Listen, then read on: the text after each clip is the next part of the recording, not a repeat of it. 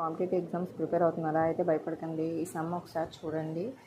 ఇది ఇంత కష్టంగా ఉంది అని అనుకుంటున్నారా? ఇది చాలా సింపుల్గా చేసేయచ్చు.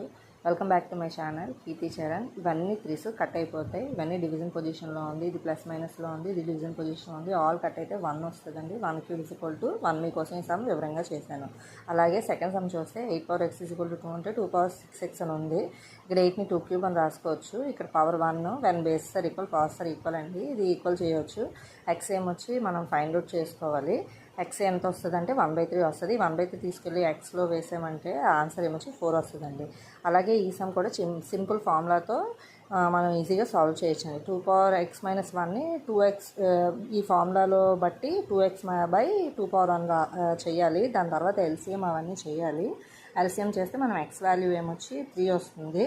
ఆ ఎక్స్ వాల్యూ ఒకసారి మనకి ఎక్స్ వాల్యూ వచ్చేస్తే ఆ ఎక్స్ని ఈ ఎక్స్ పవర్ మీన్స్ క్వశ్చన్లోని ఎక్స్ పవర్ ఎక్స్లోని పెడితే 3 power 3 that is equal to answer 27 అండి. ఒకసారి వివరంగా ఈ సమ్ చూసారంటే మీకు అర్థమవుతుంది.